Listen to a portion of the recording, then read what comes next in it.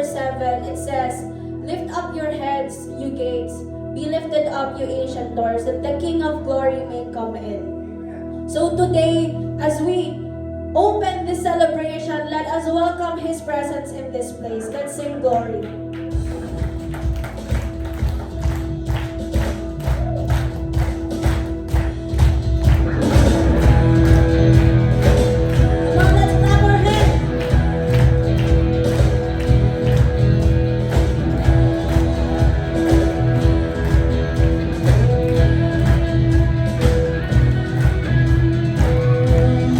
Great is the Lord God Almighty.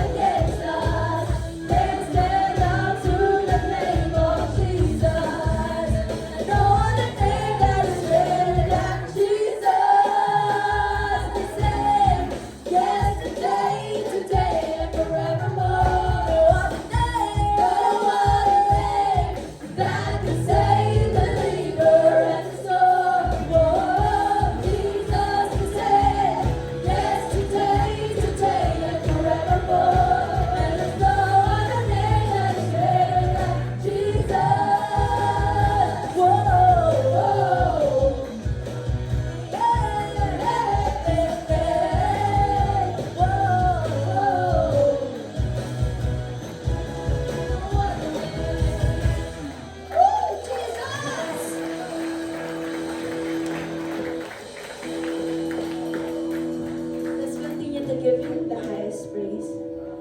And let's sing Hosanna.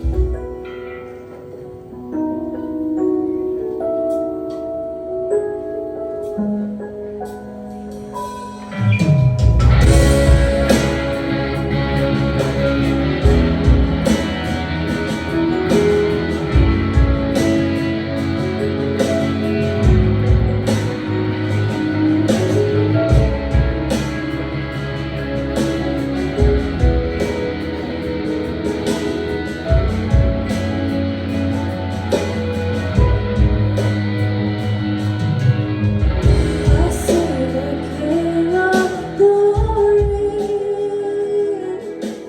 coming down the clouds with fire. The whole earth shakes. The whole earth shakes. Yeah.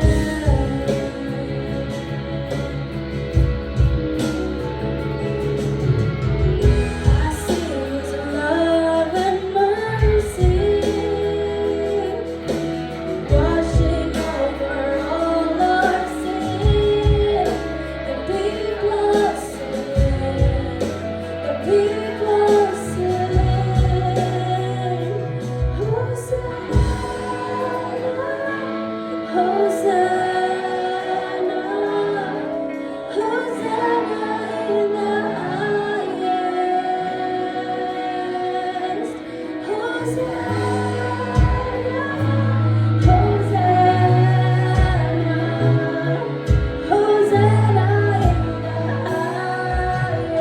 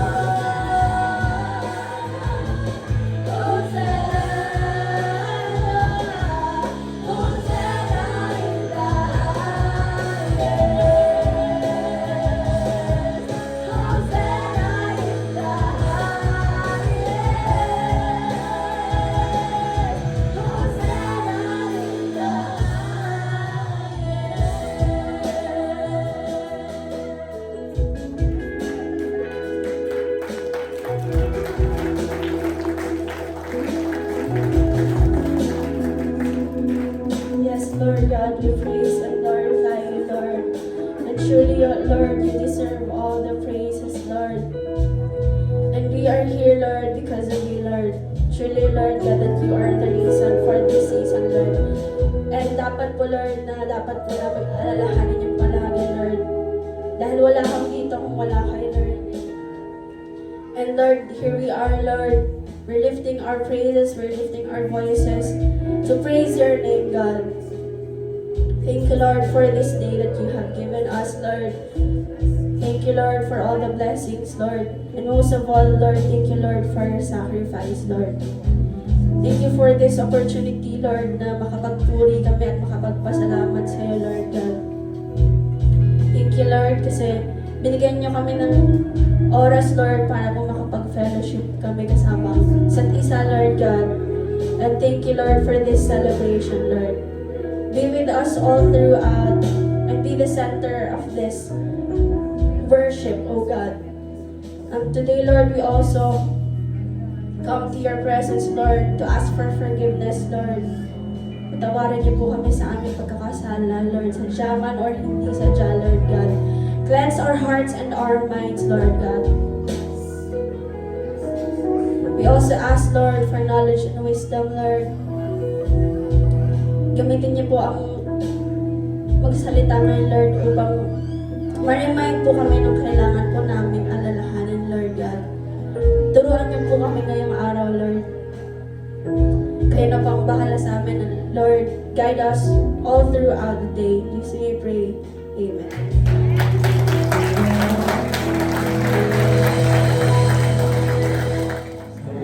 Pagpapala po para sa ating lahat, mga kapatid. At sa hapon pong ito, tayo po ay dadabo sa ating pong gagawin pagtanggap sa banal na hapunan.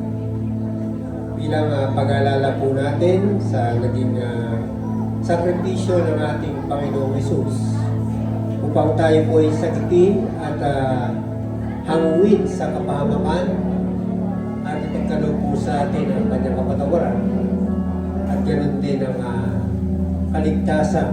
Taming ang Diyos sa malamang ang may kakayahang magkaloob. So sa hapon pong ito, bago po natin tanggapin ang tinapay at ang katas ng ubas na sumisimbolo po sa katawan at dugo ng ating Panginoon, muli ay ating pong pakinggan ang paalala ng Biblia para po tayo ay handa sa ating gagawing pakikiisa sa banal na hapunan. Ang sabi po dito sa Aklat ng Unang Korinto, chapter 11, verse 27 hanggang 29, ayon po sa sulat ni Apostol Pablo sa mga taga-Korinto, sabi po dito, ang sino mang kumakain ng tinapay at uminom sa saro ng Panginoon ng di nararapat ay nagkakasala sa katawan at dugo ng Panginoon. Kaya dapat siyasatin ng tao ang kanyang sarili bago kumain ng tinapay at uminom sa saro. Sapagkat ang sino mang kumakain at uminom ng hindi pinahahalagahan, ang katawan ng Panginoon ay kumakain at uminom ng hatol sa kanyang sarili. Mga kapatid, tayo po ay pinapanalahanan ng Biblia na bago po natin tanggapin ang tinapay at ang katas ng ubas, ay ihanda po natin ang ating mga sarili. Ano po? Kung sa ating pong palagay, tayo po ay nakagawa ng mga pagkakasala o pagkakamali na labag sa kautusan ng Panginoon sa mga araw po nagdaan sa ating buhay. Sa mga sandali po ito ay ating po yung ihingi sa ating Diyos ng kapatawaran. Upang sa ganun po, tayo po ay maging malinis sa kanyang harapan sa ating pong gagawing pakikisa sa pagtanggap sa banal na simbolo ng katawan at dugo ng ating Panginoon. Sa araw po ito ay ating pong ginugunita ang kapanganakan ng ating Panginoon Jesucristo. Tayo po ay nagkakagalakan dahil may pangyayari po ang Panginoon Jesus ay sinilang dito sa mundo. Subalit, alam niyo po ba ang tunay na kahulugan ng kanyang pagkasilang? Upang ganapin po ang kanyang misyon. Siya po ay sinilang, naging bata, lumaki, at nangaral. At sa lahat po ng tumanggap sa Kanya, ay nakasama niya pong namatay na libing. At ang mahalaga po doon, pagkamat siya po, pagdating ng panahon yun ay namatay, upang tayo po itubusin sa ating mga kasalanan. Ang nakakagalak po doon, siya po ay muling nabuhay. At sa kanyang pagkabuhay na yon, ay nakasama niya po yung mga tumanggap sa kanya sa kaligtasan kanyang inihanda para sa ating lahat pagdating ng takdang panahon. Ayan sa mga sandali po ito, muli tayo po ay dumulog sa ating Panginoon at humingi po tayo ng patnubay bago natin tanggapin ang tinapay at ang katas ng ubas. Tayo po'y manalangin. Ama namin Diyos na makapangyarihan sa lahat, Ama, muli kami po ay sama-samang nagpupuri at nagpapasalamat sa inyo. Salamat po sa araw na ito na minsan mo pang pinagkalob sa bawat isa, sa iyong mga anak, at maging sa aming mga panahon. Salamat Panginoon sa buhay at kalakasan na aming taglay ngayon, na ikaw po Panginoon ang nagkaloob. Salamat din sa pang-araw-araw na buhay na binibigay mo sa amin sa lahat po ng mga bagay na aming ginagawa, na kami patuloy mo ginagabayan. Kaya Panginoon, sa hapon po ito, bago po namin tanggapin ang mananapunan, kung kami po ay nakagawa ng mga pagkakasala at pagkakamali, maging ito man ay sa aming isip, sa aming mga sinabi, o sa aming mga ikinilos, sinasadya man ito Panginoon o hindi. Kami Panginoon ay sama-samang sumasamo sa iyo at humihingi ng kapatawaran mo Panginoon. At humihingi na yung patnubay na kami inyong gabayan Panginoon, linisin upang sa ganun Ama, kami po ay maging karapat dapat tumanggap na iyong pagpapala. Nawa Panginoon, gabayan niyo po kami sa sandali po ito Panginoon. Ito po ang aming dalangin at sama-samang pasasalamat sa matamis ang pangalan ng iyong anak na si Jesus. Amen. Ayon po mga kapatid sa sulat ni Apostol Pablo, sa aklat pa rin ng unang Korinto chapter 11 verse 23 hanggang 26, narito pong sinasabi. Ito ang aral tinanggap ko sa Panginoon at ibinibigay ko naman sa inyo. Ang Panginoong Jesus nung gabing siya ipagkanulo ay dumampot ng tinapay. Nagpasalamat at pinagtira pero sa ito at sinabi, ito ang aking katawan na inihahandog para sa inyo. Gawin ninyo ito bilang pag-alaala sa amin. Sabay-sabay po natin tanggapin ang tinapay.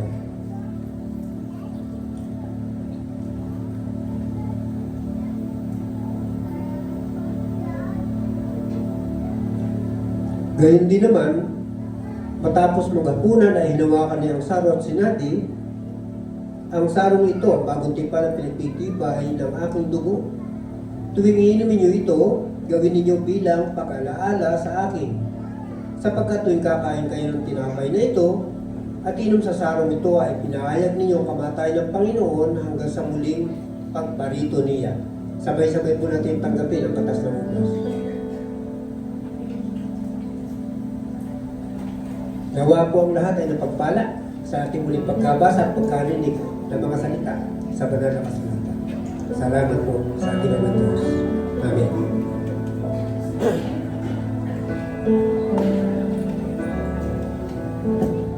God is good. And all the time, God is good. Sige, palapakan po natin ang ating Panginoon Diyos. Kita-kita ko sa mga sa mga faces niyo po na mukhang maligaya po kayo. I think siguro sa mga nag-work, malamang natanggap niyo na po yung mga 13-month pay or bonuses, which is very eksakto po sa araw na to. Amen po ba? Naku po, mukhang mahina ulit. Amen po ba mga kapatid? Amen. So, but anyway, to continue po sa ating pong gawain sa araw na ito. So, let me share to you an encouragement po sa ating po lahat pertaining po sa giving. Alam niyo po, isa sa simbolo ng season na to, and this is a, kumbaga, viewpoint ng mundong ito is giving. So mapapansin po na usually itong season na to, itong Christmas season na to is known for seasons of giving. So kung mapapansin nyo, no, maraming mga organization na nagkakaroon sila ng mga activity, nagbibigay sila ng mga regalo sa mga, o kung ano-ano po mga outreach nila o yung mga target po nilang bigyan. But in a Christian's perspective at sa mga naniniwala sa Panginoon, ang simbolo na tinitingnan po natin ay ang Diyos. At siya rin po ang reason kung bakit meron po tayo ngayon. And as we know po mga kapatid, no, God gave us a gift of salvation through Jesus Christ. And to the fact po that God is our ultimate giver. So very evident po yan sa John 3:16 at alam ko po na kabisado nyo na po ito. Very evident that Jesus Christ, God the Father, binigay niya po yung kanyang bugtong na anak. So it cost Jesus Christ, it cost God sa kanyang regalo sa atin. So mga kapatid, no, let me ask you a question sa araw na to, sa ating pagbibigay. What can you give sacrificially for God? Because you know, sa John 3:16, God give sacrificial po sa kanya. So ibig sabihin may nawala sa kanya. And there are many accounts po, no, doon sa stories of Bible, especially doon po sa yung balo, kung alam niyo po yung story noon. So what this widow gives is yung pinaka-valuable sa kanya sa araw na yun. So mga kapatid, isipin niyo po kung ano po yung binavalue niyo sa buhay. Marahil ang bawat isa sa inyo, no, you value yung oras niyo po. And yung mga iba, you value kung ano-ano po. But yung mga very valuable sa inyo pong buhay, yun po yung ibigay nyo sa Panginoon. Because that is pleasing to God. And at this point in time po, and I would like to request na magbigay po kayo ng sakripisyo sa oras naman sa araw na to because marami pa tayong mga activity na gagawin. So most likely kung hilingin nyo, baka matapos tayo ng mas matagal pa ng mga alas 9. So kaya nyo po ba yung mga kapatid? Amen. So ayun, yun po na. Yun po, tayo po yung manalangin at ibigay po natin muna ating sarili sa Diyos. So, Panginoon, maraming pong salamat po sa araw na po, Lord God. Thank you po, Lord, for this life, Panginoon, na ibinigay niyo po, Lord God. And thank you for this opportunity po, Panginoon, na ibinigay niyo po sa amin, O Lord God. Lord, every time every time na ginigising mo po kami, Panginoon, binibigyan po kami, Panginoon, na opportunity ulit to serve you, Lord God.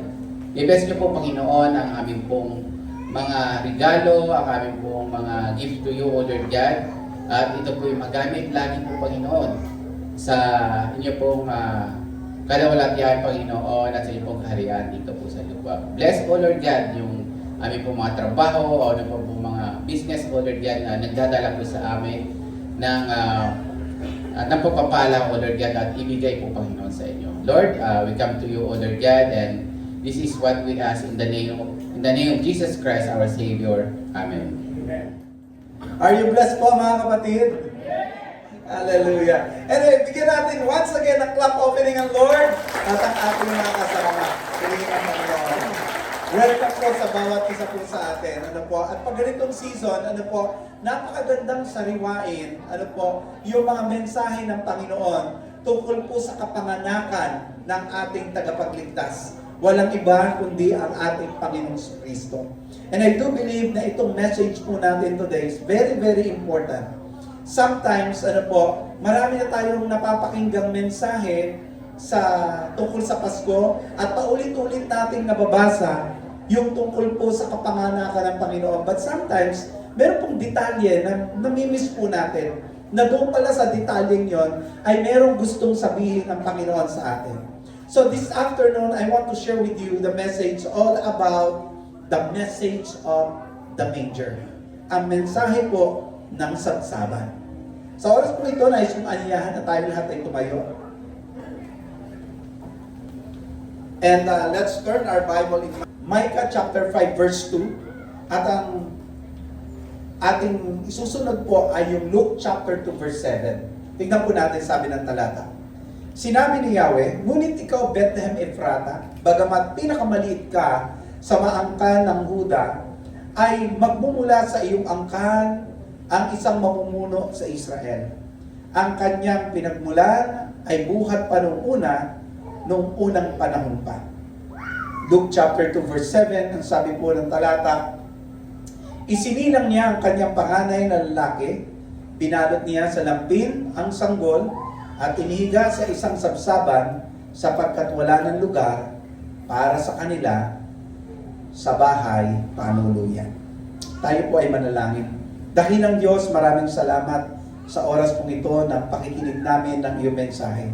Aming dalangin, O Diyos, na mangusap kayo sa aming puso. Kausapin niyo po kami na very personal way, Panginoon. Sa ganun po, maunawaan po namin ang mensahe na nais mong ihatid sa amin. Mensahe na dapat namin pamuhay araw-araw bilang mananampalataya. We're asking your Holy Spirit to guide us, to guide your words this afternoon. In the name of Jesus. Amen, amen, and amen. Praise God. We may be seated now. When people imagine the arrival of King, automatic po yan, pumapasok sa isip po natin, palace or palasyo, of course gold, merong trumpets, merong guards, royal robes. Ganito po yung expectation po kasi ng mundo. Ganito yung expectation ng tao. If it's great, then it must be grand. Tama po ba? Pero dumating ang hari ng kaluwalhatian, the King of Glory, our Lord Jesus Christ, at winasak po niya yung human expectations. God bypassed the palace, God bypassed the throne, and God bypassed every symbol of human greatness.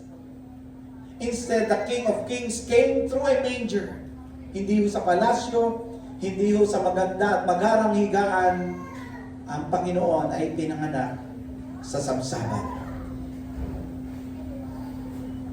Sabsaban kung saan itong lugar po na ito o itong bahaging ito ay ang pakainan ng mga hayop. Lugar kung saan pinakakain ng hayop, mabaho, madilim, walang karangyaan. Hindi po na-sanitize, hindi po royal, hindi po Instagram worthy ang pinaglugaran sa Panginoon. Hindi po yun actually lugar ng hari. Yun po ay lugar ng mga hayop. But that's the point, mga kapatid. Heaven's greatest miracle began in the place everyone else ignored. Habang ang mundo po ay naghahanap ng glory sa mga matatayog, matataas, God placed His glory in the lowest place. At dito pa lang malinaw na po yung message. Dito pa lang po malinaw na po yung mensahe. Hindi sumusunod ang Diyos sa standard ng mundo. The big idea is this: God begins great things in small places. And I want you to remember three things that we need to keep in our hearts. Three things about the message of the manger. And this is number one: God's greatest works begin in unexpected places. Sabi ng Micah chapter 5 verse 2, but you, Bethlehem Ephrata, though you are small among the clans of Judah, out of you will come for me one who will be ruler over Israel. You know, God could choose, or He could have chosen Jerusalem, because Jerusalem is the religious capital at the time. God could have chosen Rome, the political superpower of the world at that time. And God could have chosen what we call Alexandria, the intellectual center of Asian civilization.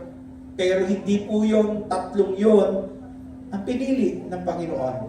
Ang pinili ng Panginoon ay ang Bethlehem. Ang Bethlehem, maliit, insignificant. In fact, historically speaking, ang Bethlehem po, wala po siyang walls, unlike the major cities. Wala siyang army, wala siyang school of prophets, wala siyang temple, wala siyang political influence. At siguro kung gagawa tayo ng top cities na pwedeng ipanganak ang Misaya, ang Bethlehem hindi natin sasama.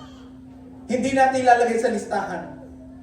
Ang sabi ng Micah na binasa natin, a small among the clans of Judah. Ang sinasabi ng Biblia, ang Bethlehem ay hindi impressive, pero siya ang pinili. Siya ang pinili. And that alone tells us something about how God works, mga kapatid. God is not limited by location. He's not limited by size. He's not limited by reputation. He is attracted to availability and what we call obedience. Doon na-attract ang Panginoon. Balikan niyo po si David, kung maalala niyo po. Alam niyo, ang Bethlehem was known for one thing. Only bago pa po dumating si Jesus, it was known as the hometown of David. Diyan po pinanganak si David. 1 Samuel chapter 17 verse 12, makikita niyo yan, na yan ang hometown ng haring si David. Si David po, katulad ng Bethlehem, hindi po siya kilala. Bago pa siya maging hari, hindi siya kilala. Hindi rin siya impressive. Actually, nung magkakaroon ng selection ng hari, Samuel came to find the next king. Alam niyo ba, yung tatay ni David, hindi man lang na-invite si David para maging isa sa mga pipiliing hari. Actually, ang sabi ni Samuel, yung mga kapatid ni David, mas mukhang hari. They look kingly. Mas mukha silang hari. Impressive ang dating. At nasaan si David at this point of time na mag-a-anoint ng king? Si David po ay naandoon, nagpapastol ng tupa. Yung hindi napapansin, yung hindi impressive, naandoon sa tinatawag po nating pastulan. And yet, ito ang sabi ng Panginoon kay Samuel, man looks at the outward appearance, but the Lord looks at the heart. 1 Samuel chapter 16, verse 7. Kung ang tingin ng mga tao kay David o ng kanyang pamilya mismo ay maliit, at katulad ng Bethlehem, ang bayan na kung saan ay isinilang ang Panginoon at isinilang din si David, kung ang tingin ng tao ito ay insignificant, doon naman nag-produce ang Diyos ng shepherd na naging hari. God has always used Bethlehem to remind us. Anong paalala niya sa atin? He forms leader in obscurity before revealing them to what we call authority. Why Bethlehem mattered to God? Bakit napakahalaga ng Bethlehem sa Panginoon? Alam niyo ba yung salitang Bethlehem? Ang ibig pong sabihin niyan ay house of bread. Galing po yan sa Hebrew word na beit, na ang ibig pong sabihin ay house, and lechem or leshem, which means bread. Ito matindi mga kapatid. Yung Bethlehem na ang pangalan o literally ang kahulugan ay house of bread. Doon ipinanganak yung bread of life. Si Jesus Christ. Kaya napakahalaga ng Panginoon o napakahalaga sa Panginoon ng Bethlehem kasi ang kapanganakan ng Panginoong Jesucristo ay katuparan ng pangako ng Diyos kay David na ang sabi, magmumula sa angkan mo ang magiging hari at magiging tagapagligtas. Ironically mga kapatid, the town that fed the sheep, itong lugar po na ito, became the birthplace of the one who would feed the world. At the time, nakapanganakan ng Panginoon, yung Bethlehem po ay napakaunti lamang ng population. Only 100 people are living there at that time. Mostly shepherds, mostly farmers. At alam niyo po ba kung anong turing sa kanila ng karamihan? They were socially considered as low class. Low class. Bakit low class? Kasi ang mga shepherd po, o ang pagiging pastol at the time, ang pinakamababang uri ng trabaho.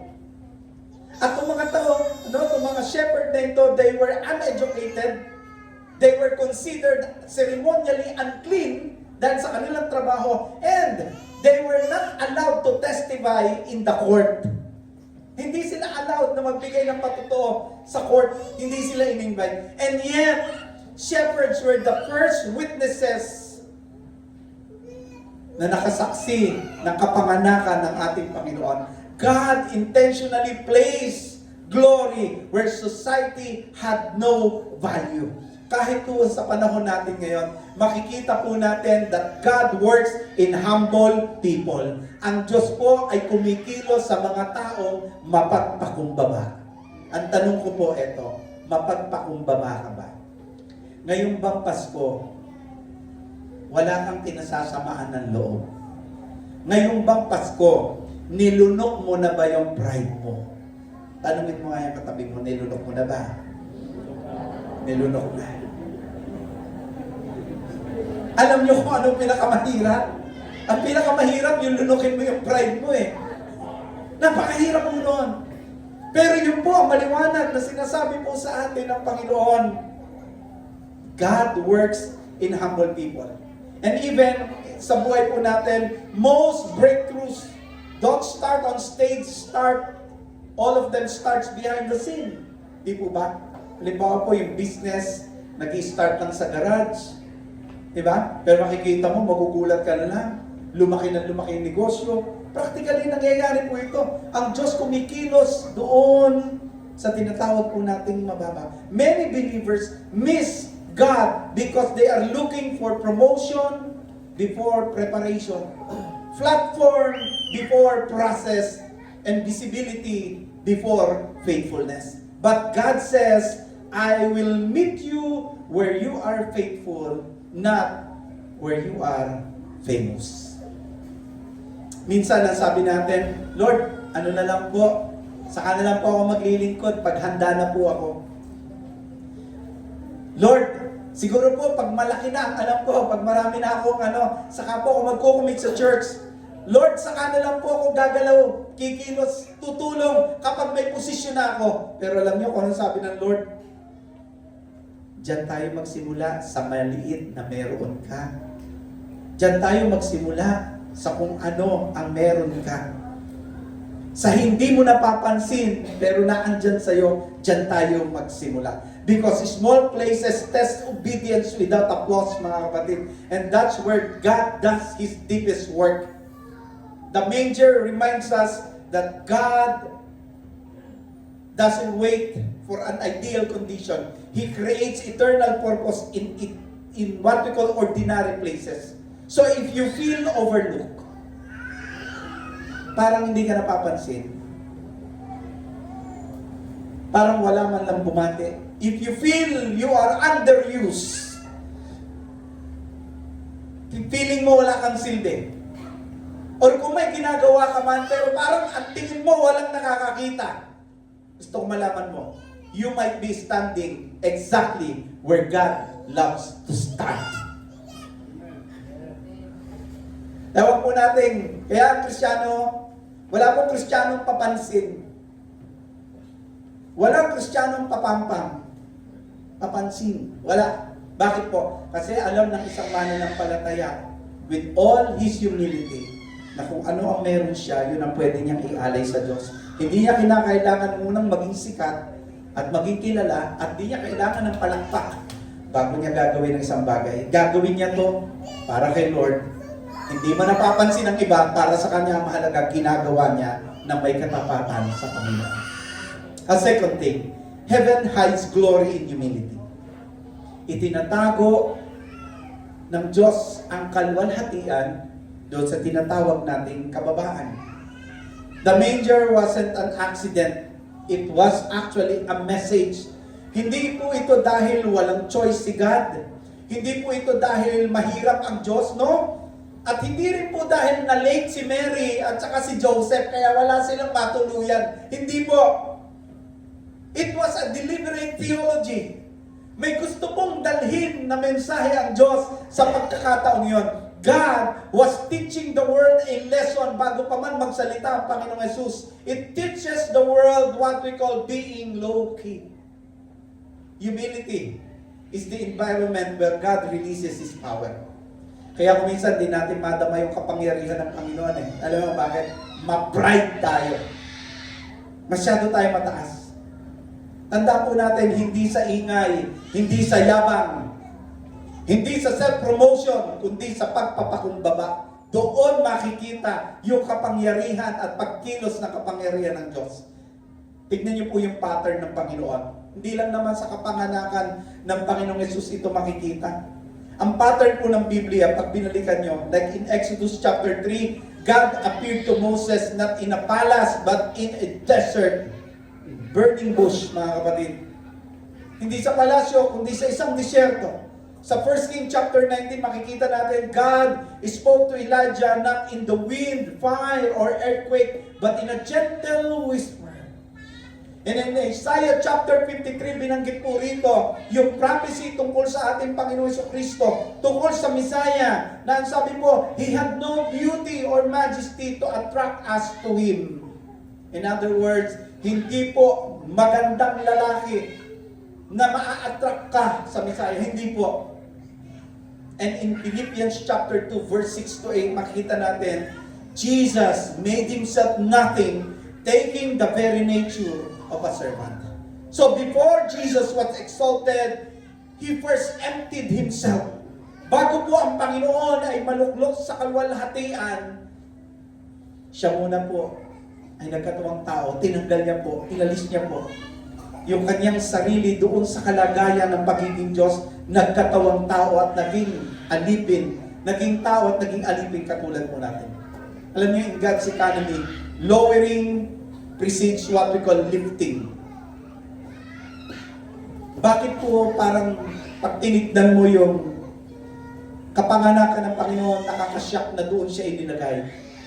Alam niyo, in Jewish culture, a manger was not just law, it was ceremonially unclean, as I have said. Pag binalikan niyo po yung history, makikita niyo po, madumi, unsanitas, as I have said, and yet the Holy One of Israel was placed there. And God is making a big statement, a huge statement. Ano ang sinasabi ng Lord? God is not diminished by lowliness. Hindi po nawawala ang pagka-Diyos ng ating Diyos sa pamagitan ng pagpapakumbaba. Heaven was not embarrassed by manger. Why? Because heaven chose it. Kaya ang humility ay napakahalaga sa kingdom ng Panginoon. Ang humility ay napakahalaga sa loob ng church. Dapat sa loob ng church walang ma-pride. Amen? Walang ma-pride. Bakit po? Para po kasi ang kingdom para pong computer. Yung humility, ito po yung operating system sa loob ng church. Pride is the malware, ego corrupts files, and self-sufficiency crushes the soul. Pansinin niyo po yung word na pride. Ano po nasa gitna? Letter I. Wala tayo niyan dito. Bakit po? Dahil isa lang po ang itinataas po natin dito at yumuyukod tayo sa Kanya. Yan ay walang iba kundi ang Panginoon Jesucristo. Ang humility po ay nagsasabing, Lord, kailangan kita. Nagsasabi po na kapatid, kailangan ko ang tulong mo. God opposes the proud but gives grace to the humble. James chapter 4 verse 6. God doesn't flow or grace doesn't flow where pride rules. Kapag ka po ang pride ay naandoon, yung grasya ng Diyos ay hindi po dumadaloy. On the other hand, dumadaloy ang biyaya ng Diyos sa mga buhay na sumusuko sa Diyos at nagpapakumbaba. Bakit ayaw po ng Diyos ng matataas? O ika nga po, high places kung tawagin. Kasi andun po yung competition, andun po yung comparison, andun po yung performance, andun yung entitlement. Bakit pinipili ng Diyos yung mga low places? Because it produces what we call dependence, trust, obedience, and worship. That's why Jesus didn't arrive on the throne. Instead, doon po siya sa manger. Why? Because manger forced everyone to bow. Manger forced everyone to bow. Yung tatlong wise men nang dumalaw sila, yumukod sila. Yung mga pastol nang dumalaw sila, yumukod sila. Lahat ng dumalaw doon kay Jesus at that time, lahat sila ay lumuhod, lahat sila ay yumuko, and even the heaven bowed down to the King of Kings and Lord of Lords. Pero kung si Jesus, ipinanganak at inilagay sa trono, lahat ng mga taong pupunta sa Kanya, they have this expectation. So Lord, Ikaw ang hari, ano ngayon? Ano ang pwede naming maging pakinabang? Ano ang meron kami? Pero dahil si Jesus ipinanganak sa sabsaban, lahat ng lumapit sa Kanya ay lumuhod, yumukod, pagpapakita ng pagpapakumbaba. No one in that place stood tall. Wala pong sino mang tumayo doon na nagmataas o napakataas. Sapagkat sa lugar na yon, lahat ng dadalaw kay Jesus, yuyukod. Here's the theological truth, mga kapatid. Gusto ipaalam ng Diyos na ang kaligtasan po ay hindi sa pagmamatigas. Ang kaligtasan po ay hindi sa pamamagitan natin. Ang kaligtasan po ay sa pamamagitan ni Jesus at kinakailangan mong mag-surrender. Kinakailangan mong yumukod sa harapan ng Panginoon at kilalanin, Lord, Ikaw lang ang aking tagapagligtas. Walang kayabangan, walang makapagsasabi, walang sino man na may lakas o maglalakas loob na magtitindig at sasabihin, ang kaligtasan ito ay deserve ko, ang kaligtasan ito ay na-earn ko, ang kaligtasan ito ay meron ako kasi magaling ako. No. The manger silenced human pride. Di ka pwedeng magmalaki sa harapan ng Diyos. Lalo na kung alam mo na wala kang magagawa para sa sarili mo. Minsan, ang dahilan po kung bakit hindi gumagalaw ang Diyos sa buhay natin ay dahil kulang tayo, hindi dahil kulang tayo sa gifting. No. Kundi kung minsan punong-puno tayo ng sarili po natin. Minsan kaya hindi natin madama at hindi talaga kumikilos ang Diyos sa buhay natin kasi sobra tayong mayabang. Pakita mo yung katabi mo, mayabang ka ba? Sige na, ulit. Mayabang ka ba? Kaya kung minsan di natin madama yung kilos ng Diyos, puro tayo kayabangan. You know, God doesn't pour into vessels already full of pride. He pours into the vessels emptied in humility. Hanggat hindi mo ibinababa ang sarili mo and you are full of yourself, mga kapatid, hindi ka magagamit ng Diyos. God begins where you and I will bow. Ang Diyos ay magsisimula lamang kung saan ka yuyukot, saan ka magpapakumbaba. Ito ang reality. Kung ayaw mong yumuko, hindi ka ready sa promotion ni Lord. The manger teaches us this eternal truth.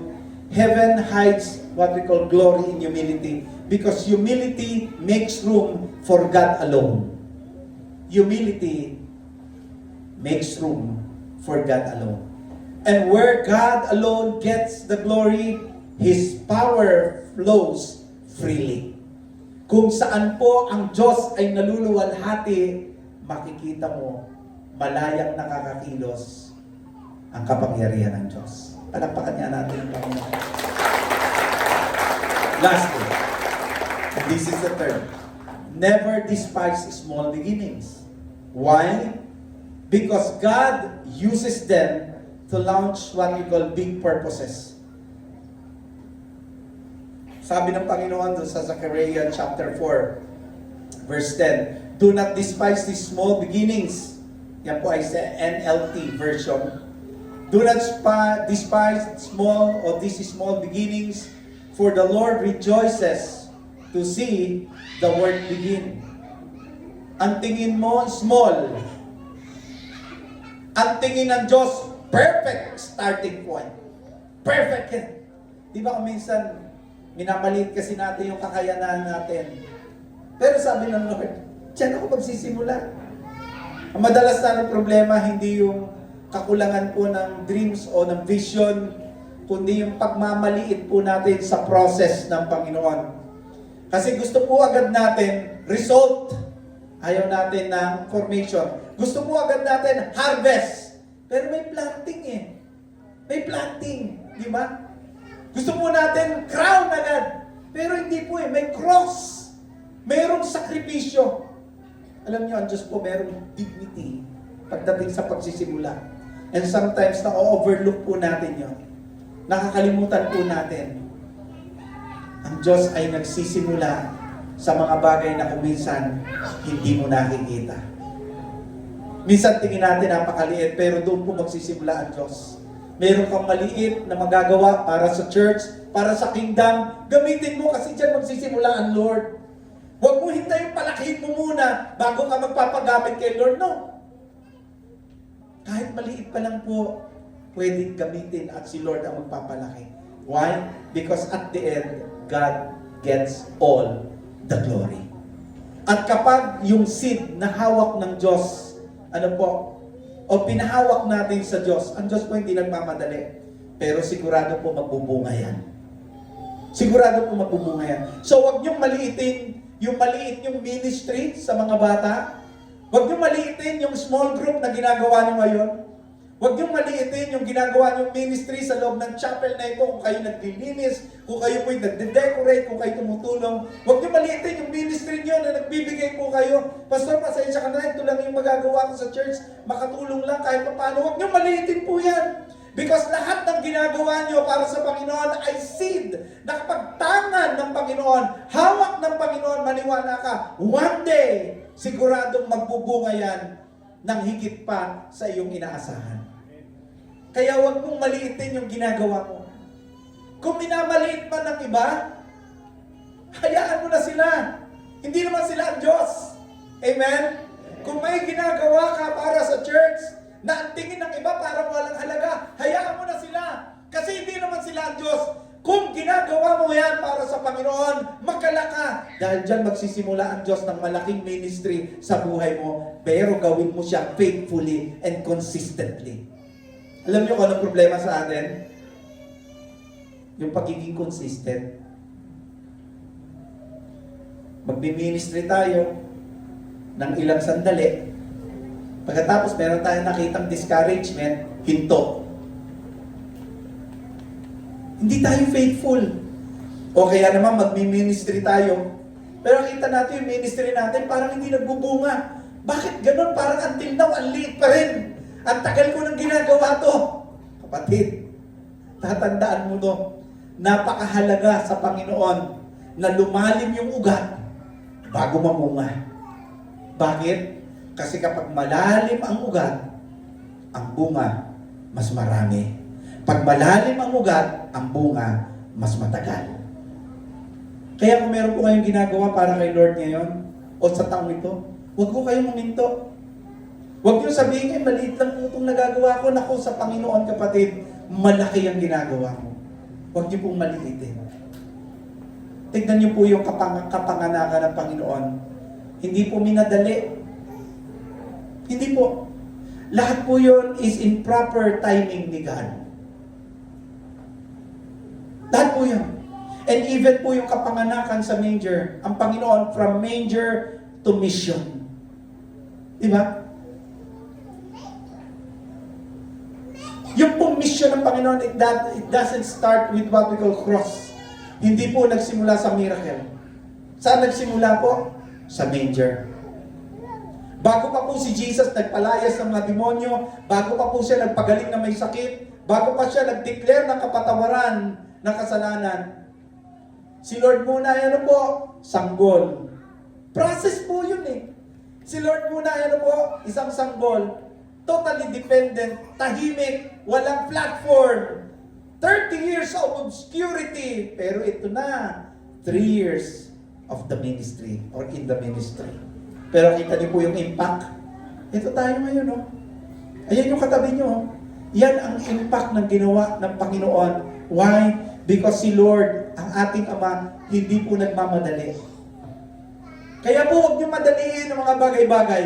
Kung may ginagawa po kayo ngayon na parang ang tingin niyo, ang tagal namang magbunga, huwag po kayong mainit. Kung tayo po ay nagbibigay ngayon para po sa ating chapel building o soon, ano po, for our soon chapel building o for our church lot, huwag po kayong mainip. Sabi mo nga sa katabi mo, huwag kang mainip, kapatid. Diba?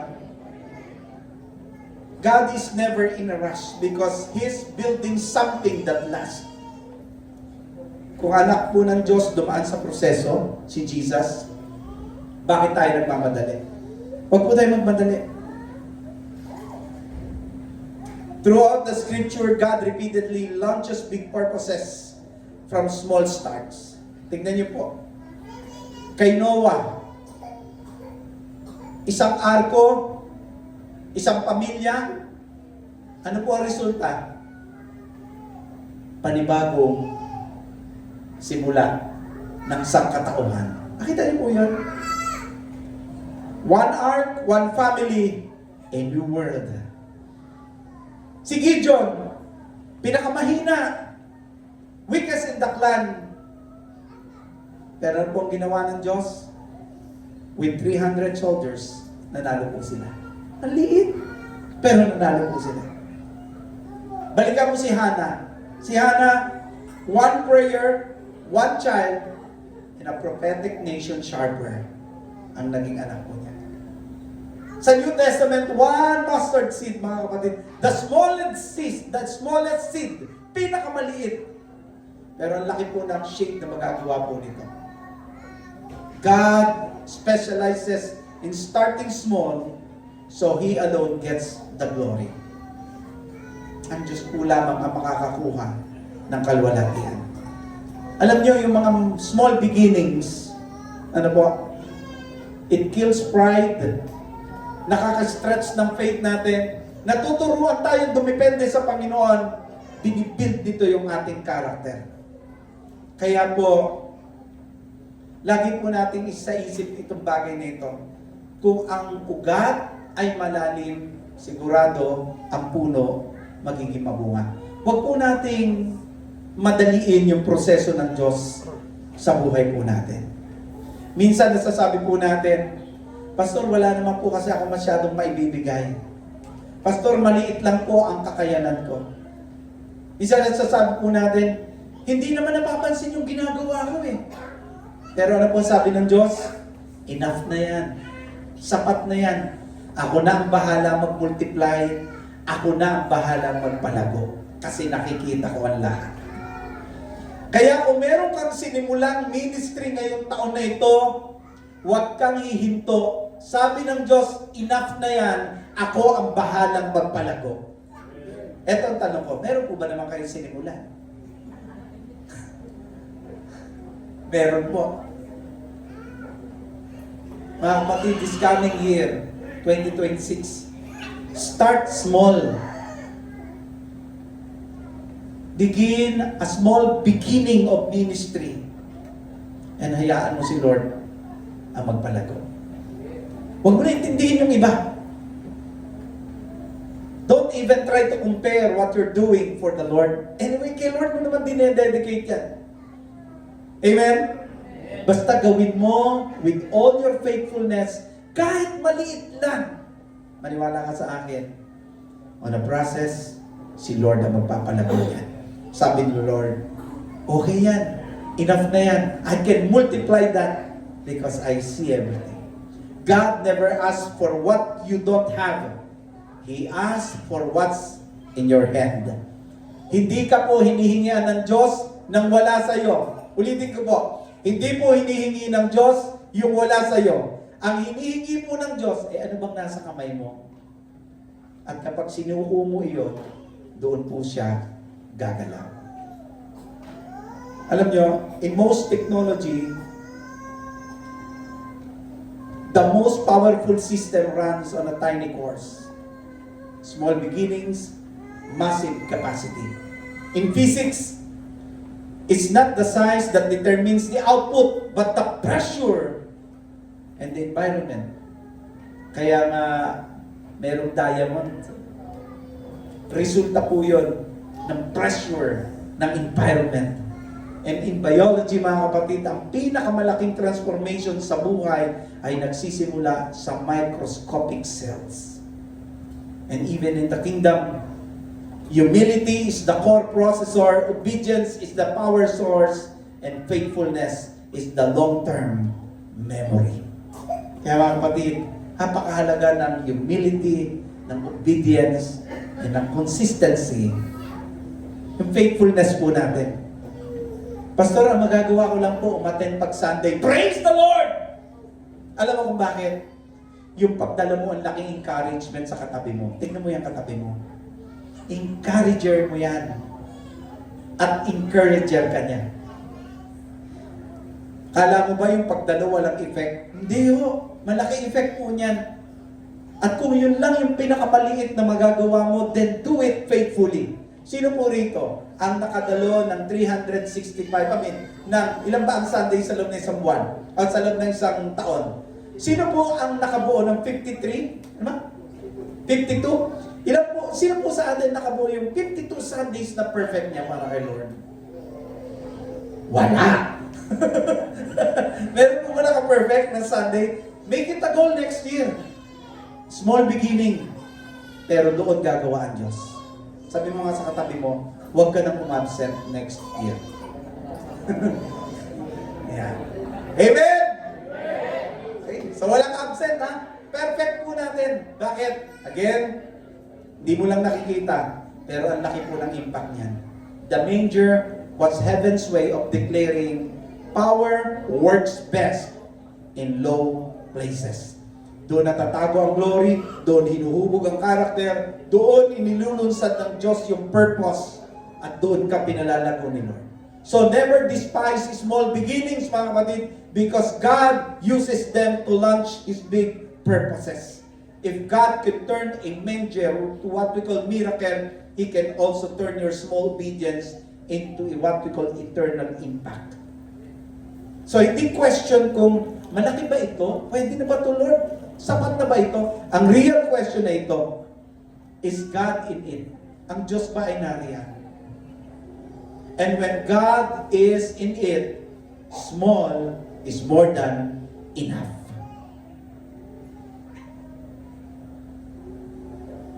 So here are the 3 action steps that we need to do.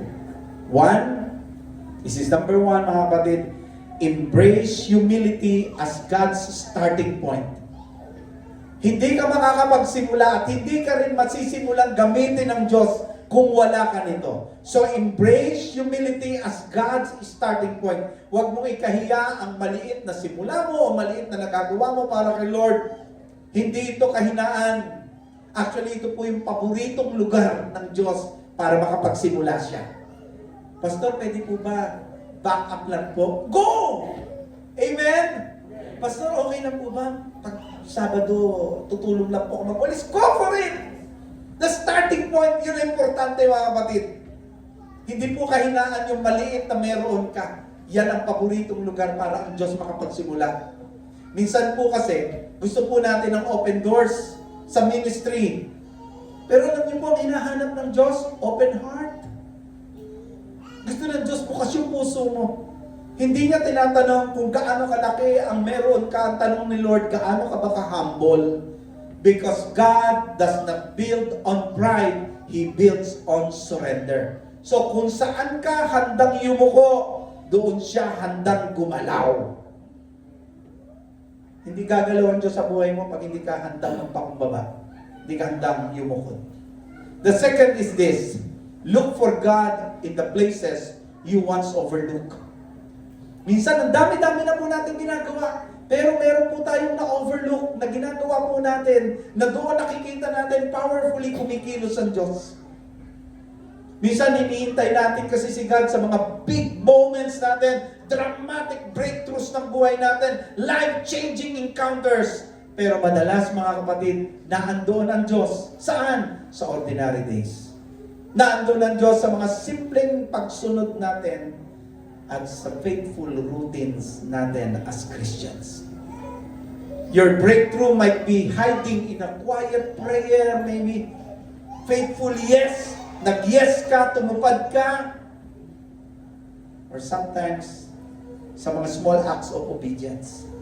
Mga kapatid, don't miss God because you're looking for something spectacular. He often hides miracles in the ordinary. The third, don't wait to be big before you obey.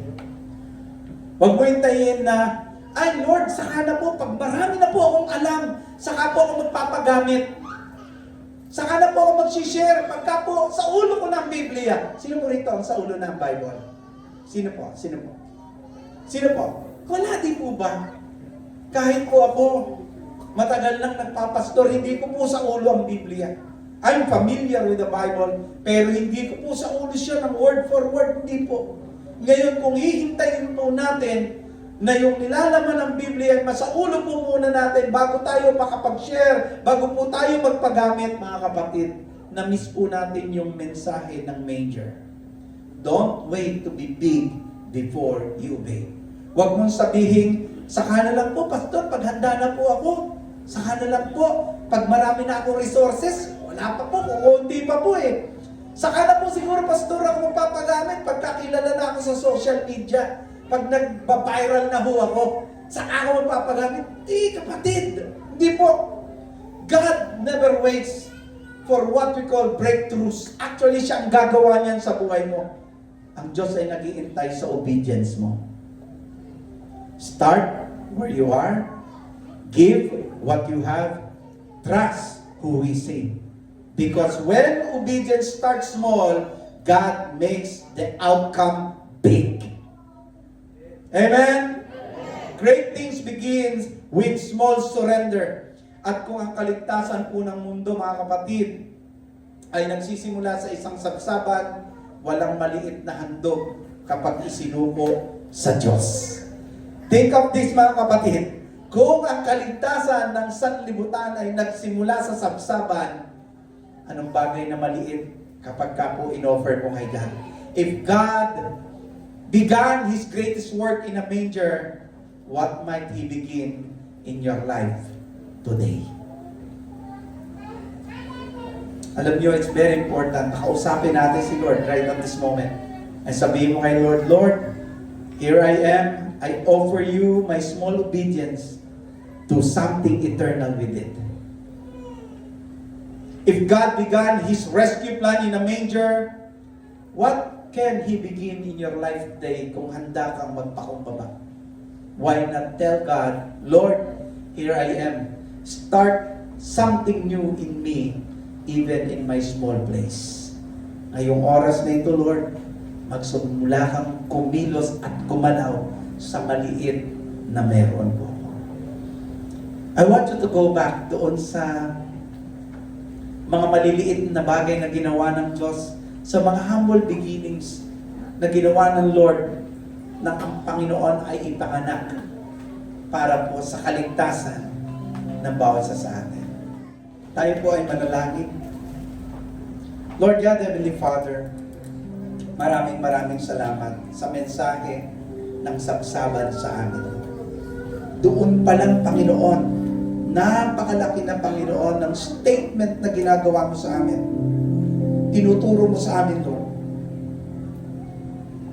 Panginoon, tinuturo mo sa amin na matutuho kaming magpakumbaba. Dahil hindi kikilos ang iyong kapangyarihan at hindi ka gagalaw sa buhay namin kung kami ay punong-puno ng pride sa sarili namin. Kung kami ay punong-puno ng sarili po namin sa aming mga buhay. Hindi mo kami magagawang gamitin, Panginoon. Lord, this Christmas, salamat sa reminder mo sa amin, Lord. Nawa po, O Diyos, makita rin namin yung value, Panginoon, na mga maliliit na sinimula naming paglilingkod. Maging consistent kami, maging faithful kami, Panginoon. At ilagay mo sa puso't isipan namin, Lord, it doesn't matter kung napansin ng iba o hindi. What matters most is this. Ginagawa po namin ito, Panginoon, para po sa inyo. At yun ang pinakamahalaga. Tulungan mo po kami, Lord, na kami po ay maglingkod. Kahit hindi po perfect, kahit hindi po malaking simula. Ay importante, Panginoon, sa small beginnings ng ministry namin, Panginoon, andoon ang kababaan at pagsuko namin sa inyo. At pagtitiwala na anumang sinimulan namin, Lord, kayo na po ang bahalang magpalago. Panginoon, I pray for this church. Nawa makita ho namin, Lord, yung purpose namin kung bakit kami narito, Lord. At doon sa proseso na ginagawa mo sa buhay po namin, matutunan namin, Panginoon, maghintay sa iyong tamang panahon. Na anumang sinimulan namin, anumang ginagawa namin, one day, Panginoon, yung impact nito ay mararamdaman ng ibang tao. Kaya Lord, naway matuto ho kaming magpakumbaba. Matuto po kaming ipagpatuloy kung ano yung mga maliliit na nasimulan namin at magtiwala, Panginoon, sa inyo na kayo po ang Diyos na bahalang magpalago ng lahat ng ito. Salamat po, O Diyos. Salamat sa iyong mensahe. Salamat, Holy Spirit, sa pagkilos mo sa buhay namin. Ito ang aming panalangin. In the name of Jesus.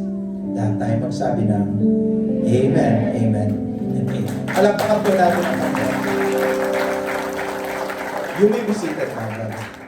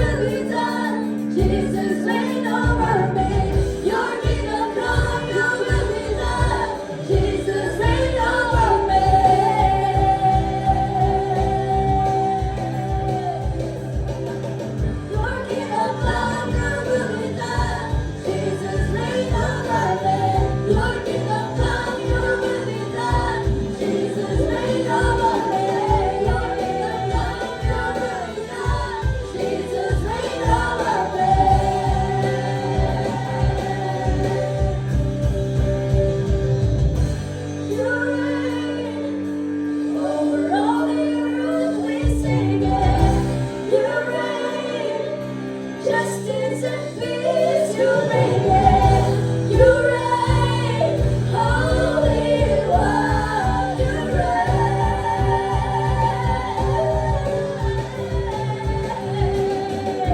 You reign over all the earth. We sing it. You reign.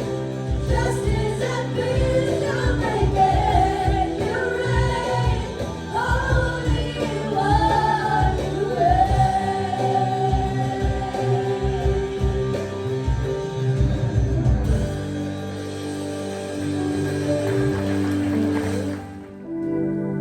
Isang masaganang pagtatapos po ng ating gawain at alam po na tayong lahat ay napagpala muli. Tayo po sa pagtatapos na ito ay tayo po ay manalangin. Ama namin Diyos, muli po ay maraming salamat sa inyong pagsama sa amin sa aming kalagitnaan ito. Salamat po Panginoon sa inyong presensya. Sa bawat isa ay nakikita namin Panginoon at nararamdaman na ang pag-ibig at pagmamahal ninyo Panginoon at pagkalinga sa bawat isa ay amin pong naranasan kung kaya nga Panginoon may pagkakataon kami na kami nagsama-sama ngayon na kami ay magpuri, magpasalamat at sumamba Panginoon sa isang Diyos na aming nakapangyarihan sa lahat. Salamat po Ama sa bawat isa na inyong pinagpala. Sa inyo po Panginoong paggabay mula pa kanina sa pagtungo nila dito.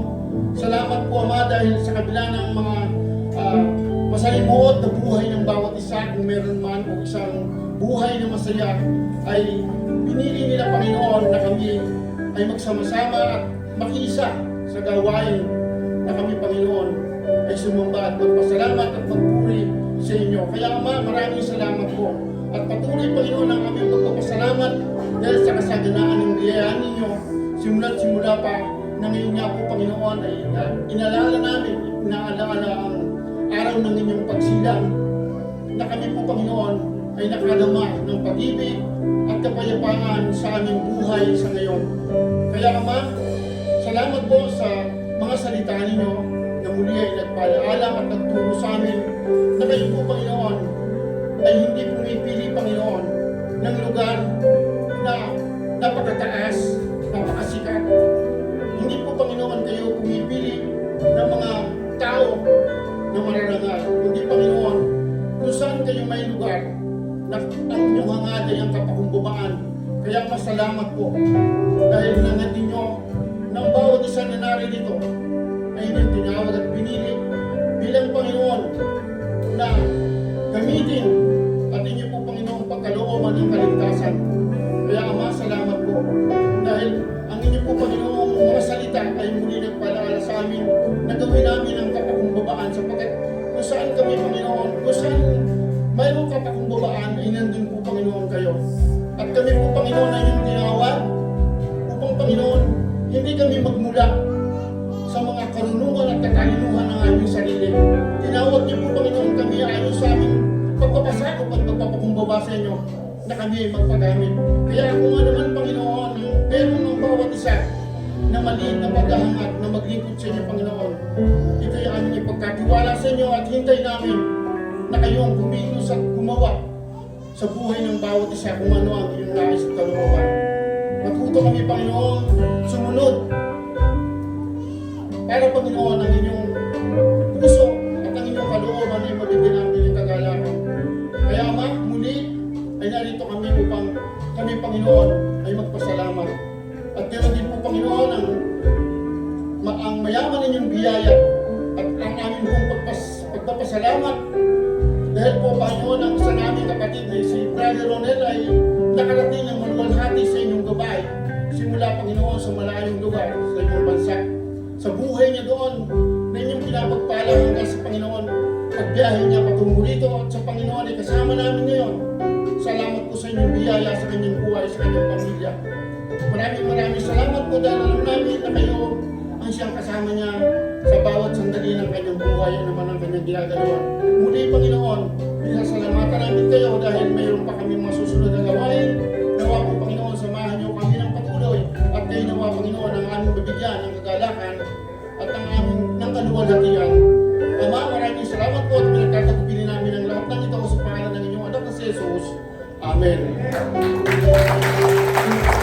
Bigas po natin ang mga gawain na natutunan natin ng pagpapala. Sa Kanya na makapag-iingat sa inyo at haharap ng walang kapintasan at may malaking kaalakan sa Kanyang kaluwalhatian sa isang Diyos na ating tagapagligtas sa pamamagitan ng Jesucristo na Panginoon natin. Sa Kanyang kaluwalhatian, ang kadakilaan at ang kaharian at ang kapangyarihan mula pa nung una hanggang ngayon at magpakailanman. Amen.